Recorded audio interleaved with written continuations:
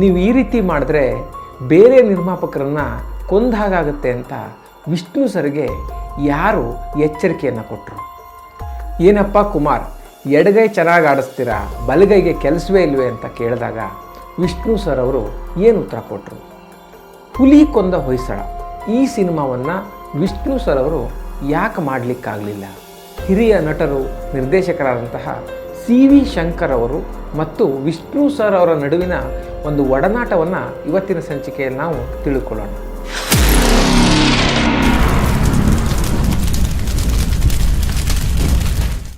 CV Shankar ಅವರು Vishnu sir ಅವರ ತಂದೆಯವರಿಗೆ ಪರಿಚಿತರಾದಂಥವ್ರು. ಈ ಒಂದು ಪರಿಚಯದ ಮೂಲಕ ವಿಷ್ಣು ಸರ್ ಅವರ ಪರಿಚಯ ಕೂಡ ಅವರಿಗೆ ಸಹಜವಾಗಿ ಆಗಿರುತ್ತೆ. ವಿಷ್ಣು ಸರ್ ಅವರ ತಂದೆಯವರು ಒಂದು ನಾಟಕ ಕಂಪ್ನಿಗೆ ನಾಟಕಗಳನ್ನು ಬರೀತಿದ್ರು. ಅವರು ತುಂಬ ಒಂದು ಆ್ಯಕ್ಟಿವ್ ಆಗಿ ಇರುವಂತಹ ಒಂದು ಸಾಹಿತಿ. ಅವರ ಸಂಭಾಷಣೆಯನ್ನು ಅವರು ಓಡಾಡ್ಕೊಂಡೇ ಅಲ್ಲಿರೋ ಒಂದು ಕಲಾವಿದರಿಗೆ ಹೇಳಿಕೊಡ್ತಿದ್ರು. ಹೀಗಿರುವಾಗ ಆ ನಾಟಕ ಕಂಪ್ನಿಯಲ್ಲಿ CV ಶಂಕರ್ ಅವರು ಒಂದು ನಾಟಕದಲ್ಲಿ ಒಂದು ಸಣ್ಣ ಪಾತ್ರವನ್ನು ಮಾಡಿರ್ತಾರೆ. ಈ ಪಾತ್ರವನ್ನು ನೋಡಿ ವಿಷ್ಣು ಸರ್ ಅವರ ತಂದೆಯವರಾದಂತಹ ನಾರಾಯಣ ರಾವ್ ಅವರು, ನೀವು ತುಂಬ ಚೆನ್ನಾಗಿ ಆ್ಯಕ್ಟ್ ಮಾಡ್ತೀರಾ, ನಿಮ್ಮ ಒಂದು ಶಬ್ದಗಳ ಉಚ್ಚಾರಣೆ ತುಂಬ ಚೆನ್ನಾಗಿದೆ ಅಂತ CV ಶಂಕರ್ ಅವರನ್ನು ಹೊಗಳಿರ್ತಾರೆ. ಹೀಗೆ ಒಂದು ನಾಟಕಗಳ ಮೂಲಕ ಇವರಿಬ್ಬರ ಪರಿಚಯ ಆಗಿರುತ್ತೆ. ಈ ಮೂಲಕ ವಿಷ್ಣು ಸರ್ ಅವರ ಪರಿಚಯ ಕೂಡ CV ಶಂಕರ್ ಅವರಿಗೆ ಆಗಿರುತ್ತೆ. ಮೊದಲು ಬಾರಿ ವಿಷ್ಣು ಸರ್ ಅವ್ರನ್ನ ಭೇಟಿ ಮಾಡಿದಾಗ CV ಶಂಕರ್ ಅವರು, ಏನಪ್ಪ ಕುಮಾರ್, ಎಡಗೈಯನ್ನು ತುಂಬ ಚೆನ್ನಾಗಿ ಆಡಿಸ್ತೀಯಾ, ಬಲಗೈಗೆ ಕೆಲಸವೇ ಇಲ್ವೇ ಅಂತ ಸುಮ್ಮನೆ ತಮಾಷೆಗೆ ಕೇಳಿರ್ತಾರೆ.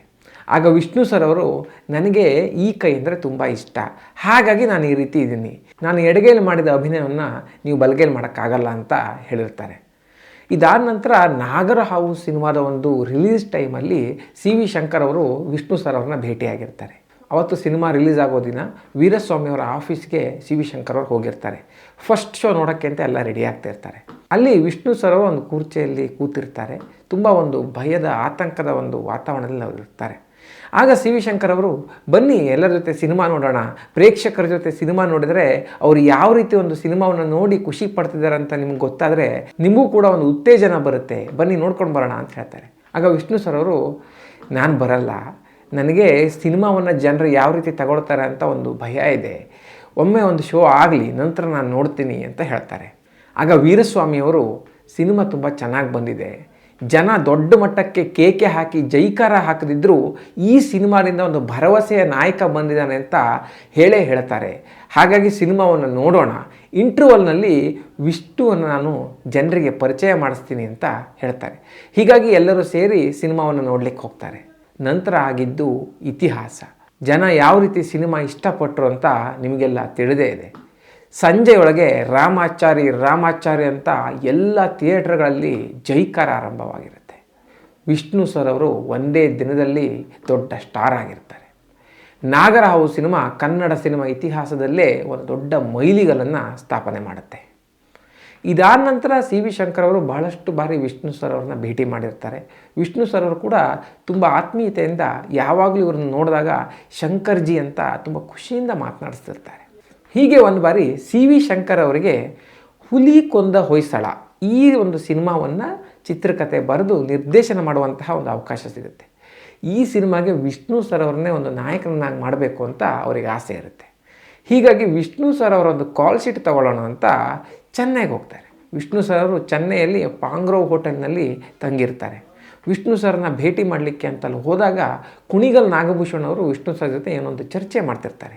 ಒಂದು ಸಿನಿಮಾದ ಬಗ್ಗೆ ಅವರು ಮಾತನಾಡ್ತಾ ಇರ್ತಾರೆ. ಶಂಕರ್ ಅವರಲ್ಲಿ ಹೋದಾಗ ವಿಷ್ಣು ಸರ್ ಅವರು, ಬನ್ನಿ ಶಂಕರ್ ಅವರೇ, ಏನು ವಿಷಯ ಅಂತ ಕೇಳ್ತಾರೆ. ಆಗ ಶಂಕರ್ ಅವರು, ಈ ರೀತಿ ಒಂದು ಹುಲಿ ಕೊಂದ ಹೊಯ್ಸಳ ಅಂತ ಸಿನಿಮಾ ಇದೆ, 10 ದಿನ ಶೂಟಿಂಗ್ ಇದೆ, ನೀವೇ ಇದಕ್ಕೆ ನಾಯಕರು, ನೀವು ಬರಬೇಕಿತ್ತು, ನೀವು ಈ ಸಿನಿಮಾದಲ್ಲಿ ನಾಯಕರಾಗಿ ಅಭಿನಯ ಮಾಡಬೇಕು ಅಂತ ನನ್ನ ಆಸೆ, ಅದಕ್ಕೆ ನಿರ್ಮಾಪಕರ ಪರವಾಗಿ ಕಾಲ್ ಶೀಟ್ ಕೇಳಲಿಕ್ಕೆ ಬಂದಿದ್ದೀನಿ ಅಂತ ಹೇಳ್ತಾರೆ. ಹೌದಾ, ಹಾಗಾದರೆ ಏನು ಕತೆ ಅಂತ ಕೇಳ್ತಾರೆ.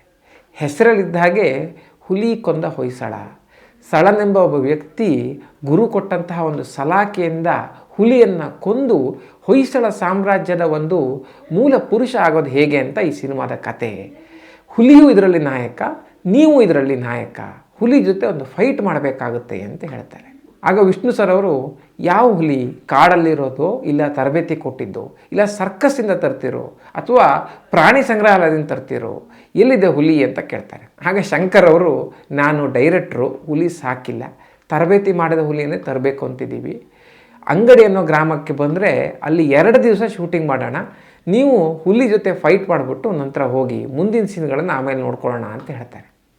ಆಗ ವಿಷ್ಣು ಸರ್ ಅವರು, ಈಗ 2 ತಿಂಗಳು ನನಗೆ ಸಮಯ ಇಲ್ಲ, ಹಾಗಾಗಿ ನೀವು ಈ ಹುಲಿ ಒಂದು ಫೈಟನ್ನು ಬೇರೆಯವ್ರ ಹತ್ರ ಮಾಡಿಸ್ಕೊಳ್ಳಿ, ನಂತರ ಏನಾಗುತ್ತೆ ಅಂತ ನೋಡೋಣ ಅಂತ ಹೇಳ್ತಾರೆ.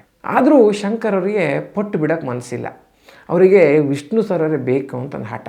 ನೋಡಿ, ಏನೇ ಆಗಲಿ ನಿಜವಾದ ಹುಲಿ ಜೊತೆ ನಾನು ಫೈಟ್ ಮಾಡಿಸೋದು, ಈ ಫೈಟನ್ನು ನೀವು ಮಾಡಿದ್ರೆ ಇದೊಂದು ದಾಖಲೆ ಆಗುತ್ತೆ, ಹಾಗಾಗಿ ದಯವಿಟ್ಟು 2 ದಿವಸದ ಮಟ್ಟಿಗಾದರೂ ಬಂದು ಫೈಟ್ ಸೀನನ್ನು ಮುಗಿಸ್ಕೊಟ್ಟು ಹೋಗಿ ನಂತರದ ಸೀನನ್ನು ಆಮೇಲೆ ಮಾಡೋಣ ಅಂತ ಹೇಳ್ತಾರೆ. ಆಗ ಇದೆಲ್ಲ ಒಂದು ಮಾತುಕತೆಯನ್ನು ಕೇಳ್ತಿದ್ದಂತಹ ಕುಣಿಗಲ್ ನಾಗಭೂಷಣ್ ಅವರು ಒಂದು ಸಣ್ಣ ಎಚ್ಚರಿಕೆಯ ಮಾತನ್ನು ವಿಷ್ಣು ಸರ್ಗೆ ಹೇಳ್ತಾರೆ. ನೋಡಿ, ಈಗಾಗಲೇ ನೀವು 4-5 ಸಿನಿಮಾ ಒಪ್ಕೊಂಡಿದ್ದೀರಾ, ಹುಲಿ ಜೊತೆ ಫೈಟ್ ಮಾಡಬೇಕಿದ್ರೆ ಏನೋ ಒಂದು ಅವಘಡ ಆಯಿತು, ಇಲ್ಲ ಅದು ನಿಮಗೆ ಪರಚಿಬಿಡ್ತು, ಅಂಥ ಸಮಯದಲ್ಲಿ ನೀವು ಉಳಿದ 4 ನಿರ್ಮಾಪಕರನ್ನು ಕೊಂದ ಹಾಗಾಗುತ್ತೆ ಅಂತ ಹೇಳ್ತಾರೆ. ವಿಷ್ಣು ಸರ್ಗೂ ಈ ಮಾತಲ್ಲಿ ಒಂದು ಸತ್ಯ ಇದೆ ಅಂತ ಅನಿಸುತ್ತೆ. ಆಗ ವಿಷ್ಣು ಸರ್ ಅವರು ಶಂಕರ್ ಅವ್ರ ಹತ್ರ, ನೋಡಿ ನಾನು ತುಂಬ ಬ್ಯುಸಿ ಇದ್ದೀನಿ, ಈ ಹುಲಿ ಬೇಟೆಯನ್ನು ಈಗ ಮಾಡೋಕ್ಕಾಗಲ್ಲ, ನಂತರ ಯಾವಾಗಲಾದರೂ ಇಟ್ಕೊಳ್ಳೋಣ ಅಂತ ಹೇಳ್ತಾರೆ. ಶಂಕರ್ ಅವರಿಗೆ ಒಂದು ಸಣ್ಣ ನಿರಾಸೆ ಆಗಿರುತ್ತೆ. ಅವರಿಗೆ ವಿಷ್ಣು ಸರ್ ಹಾಕ್ಕೊಂಡೆ ಈ ಸಿನಿಮಾ ಮಾಡಬೇಕು ಅಂತ ತುಂಬ ಆಸೆ ಇರುತ್ತೆ. ಆದರೆ ಪರಿಸ್ಥಿತಿ ಹೀಗಿರೋದ್ರಿಂದ ಈ ಸಿನಿಮಾವನ್ನು ವಿಷ್ಣು ಸರ್ ಅವರು ಮಾಡಲಿಕ್ಕಾಗಲ್ಲ. ನಂತರ ಶಂಕರ್ ಅವರು ಪ್ರೊಡ್ಯೂಸರ್ ಅವರ ಅಳಿಯ ರಂಗನಾಥನ್ ಅವ್ರನ್ನ ಹಾಕ್ಕೊಂಡು ಈ ಸಿನಿಮಾವನ್ನು ಮಾಡ್ತಾರೆ. ಈ ಸಿನಿಮಾದ ಒಂದು ಫೈಟ್ ಸೀನನ್ನು ಪ್ರೊಜೆಕ್ಷನ್ ಹಾಕ್ಬಿಟ್ಟು ಡಾಕ್ಟರ್ ರಾಜ್ಕುಮಾರ್ ಅವರು ಮತ್ತು ಭಾರತಿಯವರು ಒಂದು ಸಿನಿಮಾವನ್ನು ನೋಡ್ಲಿಕ್ಕೆ ಬಂದಾಗ ಅವರಿಗೆ ತೋರಿಸ್ತಾರೆ. ಭಾರತಿಯವರು ಈ ಒಂದು ಸೀನನ್ನು ನೋಡಿ ತುಂಬ ಖುಷಿ ಪಡ್ತಾರೆ. ಏನು ಹುಲಿಗೆ ಇಂಜೆಕ್ಷನ್ ಕೊಟ್ಟಿದ್ರಾ ಅಂತ ಶಂಕರ್ ಅವ್ರ ಹತ್ರ ಕೇಳ್ತಾರೆ. ಆಗ ಶಂಕರ್ ಅವರು ಈ ಸೀನನ್ನು ವಿಷ್ಣುವರ್ಧನ್ ಅವರು ಮಾಡಬೇಕಿತ್ತು, ಆದರೆ ಕಾರಣಾಂತರದಿಂದ ಇದನ್ನು ಮಾಡಲಿಕ್ಕಾಗಿಲ್ಲ ಅಂತ ಹೇಳ್ತಾರೆ. ಅಂದರೆ ಅವ್ರಿಗೆ ಆಗಲೂ ಕೂಡ ವಿಷ್ಣು ಸರ್ ಅವರು ಈ ಸೀನ್ ಮಾಡಬೇಕಿತ್ತು ಅಂತ ಒಂದು ಆಸೆ ಇರುತ್ತೆ, ಅದು ಅವ್ರ ಕೊರಗು, ಅದನ್ನು ಆ ರೀತಿ ಅವ್ರು ಹೇಳ್ಕೊಳ್ತಾರೆ.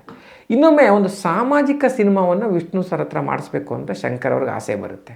ಅವರು ಈ ಕಾದಂಬರಿಯ ಒಂದು ಪುಸ್ತಕವನ್ನು ಕೂಡ ವಿಷ್ಣು ಸರ್ ಅವರಿಗೆ ಕೊಟ್ಟಿರ್ತಾರೆ. ಆ ಸಮಯದಲ್ಲಿ ಅಲ್ಲಿ ಭಾರತಿಯವರು ಕೂಡ ಇರ್ತಾರೆ. ಭಾರತಿಯವರಿಗೆ ಮತ್ತು ಶಂಕರ್ ಅವರಿಗೆ ಒಂದು ಒಳ್ಳೆಯ ಪರಿಚಯ ಕೂಡ ಇರುತ್ತೆ. ಆದರೆ ವಿಷ್ಣು ಸರ್ ಅವರು ಆಗ ಇನ್ನಷ್ಟು ಜನಪ್ರಿಯ ನಟರಾಗಿರ್ತಾರೆ, ಸಿಕ್ಕಾಪಟ್ಟೆ ಸಿನಿಮಾಗಳನ್ನು ಒಪ್ಕೊಂಡಿರ್ತಾರೆ. ಹಾಗಾಗಿ ಅವರಿಗೆ ಒಂದು ಬೇರೆ ಸಿನಿಮಾವನ್ನು ಮಾಡುವಂತಹ ಸಮಯ ಇರಲ್ಲ. ಹೀಗಾಗಿ ಈ ಒಂದು ಸಮಯದ ಅಭಾವದಿಂದಾಗಿ ಶಂಕರ್ ಅವರಿಗೆ ಈ ಸಿನಿಮಾ ಕೂಡ ವಿಷ್ಣು ಸರ್ ಅವರನ್ನು ನಾಯಕನನ್ನಾಗಿ ಹಾಕ್ಕೊಳ್ಳೋಕ್ಕಾಗಲ್ಲ. ಈ ರೀತಿ 2 ಬಾರಿ ವಿಷ್ಣು ಸರ್ ಅವರನ್ನು ತಮ್ಮ ಸಿನಿಮಾದ ಹೀರೋ ಮಾಡಬೇಕು ಅಂತ ಶಂಕರ್ ಅವರು ಪ್ರಯತ್ನ ಪಟ್ಟಿರ್ತಾರೆ. ಆದರೆ ಪರಿಸ್ಥಿತಿ ಇದಕ್ಕೆ ತಕ್ಕನಾಗಿರಲ್ಲ. ಹೀಗಾಗಿ 2 ಸಿನಿಮಾದಲ್ಲಿ ವಿಷ್ಣು ಸರ್ ಅವರು ಆ್ಯಕ್ಟ್ ಮಾಡೋಕ್ಕಾಗಲ್ಲ. ಸ್ನೇಹಿತರೆ, ಈ ವಿಡಿಯೋ ನಿಮ್ಗೆ ಇಷ್ಟ ಆಗಿದ್ದರೆ ತಪ್ಪದೇ ಶೇರ್ ಮಾಡಿ. ಹಾಗೆಯೇ ಈ ರೀತಿಯ ಇನ್ನಷ್ಟು ಕುತೂಹಲಭರಿತವಾದ ವಿಷಯಗಳನ್ನು ನೀವು ತಿಳ್ಕೋಬೇಕು ಅಂತಿದ್ದರೆ ನಮ್ಮ ಕನ್ನಡ ಮಾಣಿಕ್ಯ ಚಾನಲ್ಗೆ ತಪ್ಪದೇ ಸಬ್ಸ್ಕ್ರೈಬ್ ಮಾಡಿ. ಮುಂದಿನ ವಿಡಿಯೋದಲ್ಲಿ ಮತ್ತೊಮ್ಮೆ ಸಿಗೋಣ. ಅಲ್ಲಿವರೆಗೂ ನಮಸ್ಕಾರ.